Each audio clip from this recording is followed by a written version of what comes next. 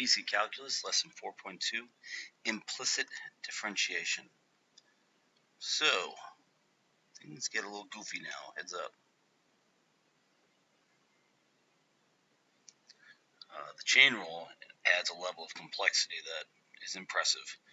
Implicit differentiation takes something that's really fairly simple looking and adds another level of complexity. So, how to find the derivative of this curve here? This is the curve to the right, which I graphed on a Desmos software, and it's x to the third plus y to the third minus 9xy equals 0. And some people say, well, it's not a function. I say, yeah, I know, but we can treat it like it's a function from here to here, and then from here to there, right about there, and then from there to there. So we can really look at it as if it's three functions and run with it there. But the question is, how do we actually find the derivative? And I'm going to show you how we do it, then I'll talk about it. We take the derivative of each piece with respect to x.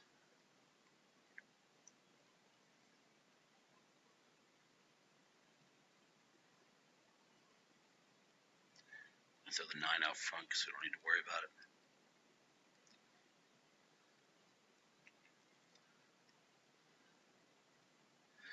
And it's called implicit differentiation because the equation is not explicitly defined as y is a system of a certain variable. So when we're working with an x like this, it's easy. That's, got an x in it, so we just go 3x squared. When we're working with a y, we treat it the same way, but then we also do chain rule type work to it. So we go 3y squared times the derivative of the inside, which we don't know. We call it dy dx. And then here we treat it like the chain rule. So we've got to go x times dy dx plus 1 times y. And we say it equals 0. Now we have to do some more math. We collect our dy dx's and we move everything over and get dy dx alone. It's challenging. It's very challenging. But that's just how you do it. So let's start with something a little simpler and find dy dx of y squared equals x. So take it on that side. Actually, excuse me. d dx of y squared and equals d dx of x. So we look at the left side and we say 2y, and then since it's not an x value, we do chain rule, dy dx, whatever the derivative with respect to x, y is, which we're going to figure out in a minute. D dx of x, since it's x, we just treat it like a regular one, and it's 1. I'm looking for why I wrote problems. None. Nope. It's tricky. Question about it. I think I know what I meant. Get dy dx alone,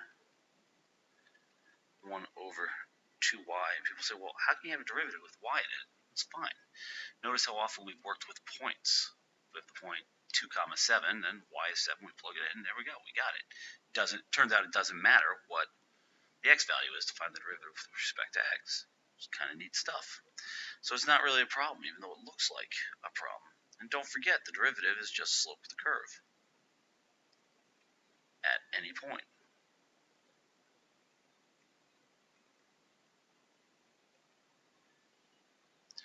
So this takes some practice, and that's all we're really going to do. A couple other mild things chucked in. d dx x squared plus d dx y squared equals d dx 25, 2x plus 2y to the outside, and the inside dy dx equals 0. Derivative of any constant is 0. Get dy dx alone, we end up with dy dx equals negative 2x over 2y. No, I'm not doing the math there. That's up to you to do. And they want to know the slope at this point. So we just say slope equals negative 3 over negative 4 equals 3/4. So if you look at the circle, which is something like this, and say what's the slope at 3, -4, right about here. Yeah, here you go. It's about 3/4. Up to the right, fairly flat. Does this work at every single location? Nope. Gotta watch out for undefined slope. This does not pop up often, but just be aware of it. Start doing some work. Hey, I'm dividing by 0 here. That must be a vertical line. And you can just write the equation. So here's a question. Show that the slope is defined at every point on 2y = x squared plus sine y. So again, d dx on the left of, I put the 2 out front, of y equals d dx x squared plus d dx. Gonna need chain rule here because it's sine of y. So 2 times dy dx equals 2x plus derivative of the sine is cosine of y, and the inside, since it's not x. Let's bring them over to, I want to make sure I do it right. Let's bring them over to the left. dy dx 2 minus cosine of y. If I'm doing the algebra too fast for you, slow down and think about it. And we get dy dx equals 2x over 2 minus cosine of y. Cosine only varies between -1 and 1, so 2 minus either of those will be a number, and the slope will be defined at every point. I'm just going to put check. I should write all that down, but let's be honest, I'm a little bit lazy. So that's it. Here's an application. Lenses. Why lenses? Seems a little bit odd, but yeah, we pick these weird applications out of thin air and try and get you to think about them. Lenses as in your eyeball. When a light enters the lens, the angle that the light makes with the line governs what will happen to the light. Where's it going to bounce? Where's it going to go? So this angle here. So what kind of shape is that? Obviously an ellipse. And yes, your eyeball is shaped somewhat like an ellipse. Ellipsoid would be a better way to describe it because it is three-dimensional. So find the tangent and normal to the ellipse of this equation at the point -1, 2. So we've got to go find the slope. And I'm going to start saving time. 2x minus, leave x alone, dy dx, leave y alone. I should put parentheses, I'll just carry the negative through. d dx is 1 plus 2y dy dx equals 0. Collect our dy dx's and move everything else over. dy dx times 2y minus x equals y minus 2x. Checking my work. Looks good. So the slope is y minus 2x over 2y minus x. Here's how we write this. I'll leave it. dy dx at the point -1, 2 equals, I'm running low on space, so I'm going to try and do this in my head, 2 minus minus 2, 4 over 4 plus 1, 5. Looks like it's going to be 4/5. So the tangent and the normal, tangent y equals 4/5 x plus 1 plus 2, y equals 4/5 x plus 14/5. Either answer works. And the normal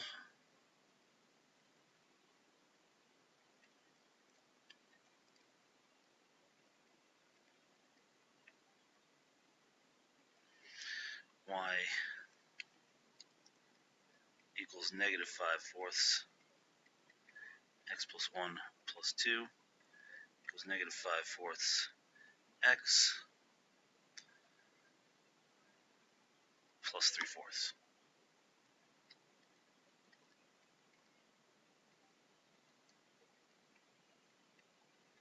Alright? There's a lot going on. Let's make your life truly miserable. Do it twice. Which doesn't sound bad, but yeah, that's what I thought. Minus 6y dy dx, this one's not too bad, equals 0. 6y dy dx equals 6x squared dy dx equals x squared over y. So there's my first derivative. D squared y dx squared equals, leave it alone, take the derivative, minus, leave it alone, take the derivative, all over y squared. At which point you might be like, what the heck do I do now? Well, you just sub it in. A couple of the homework problems get really, really funky, and then you sub in things, and it's like, wow, that was a lot simpler than I thought.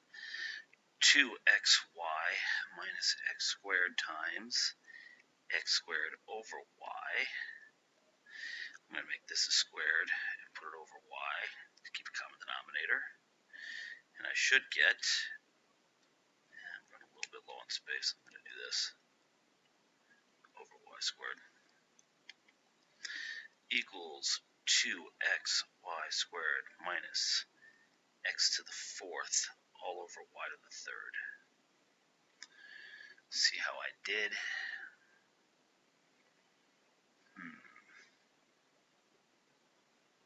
That looks about right.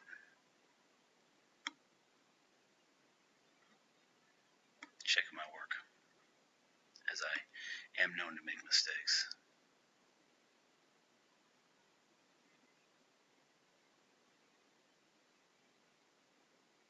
Yeah, that'll work. You could simplify it and get 2x over y minus x to the 4th. I shouldn't say simplify it. You could modify it. I'll take either answer. I like the common denominator. So, and now, just for the fun of it, we have rational powers of differentiable functions. We've already done this. And quite honestly, I'm not sure why this gets shoved in here. Just wanted to make sure. I think now we could actually prove it based on some of the tools we have, but regardless, this is equivalent to 1 to the half, which is 1/2, x to the negative 1/2, which is 1 over 2 radical x, or equals 1 over 2x to the 1/2. I'll accept all answers because I don't see any one being a significant improvement over another. I mean, actually, we should take this one and go equals root x over 2x, but we're not going to do that. So this is 2 over 3x to the negative 1/3. This is the typical way to show it. Fractional exponent left on the bottom. So, nothing really earth-shattering there. And I think that, nope, spoke too soon. This is negative 1/5 cosine x to the negative 6/5 times negative sine of x, because I got to do the inside, equals, holy moly, negatives cancel. I'm going to put it on the bottom. Sine, not this one, the other one, over 5 cosine of x to the 6/5, which seems a bit odd. You could also just leave it as is. 1/5 sine of x cosine of x parentheses to the negative 6/5. Either way is fine. Don't get hung up on it. Worry more about getting the calculus right.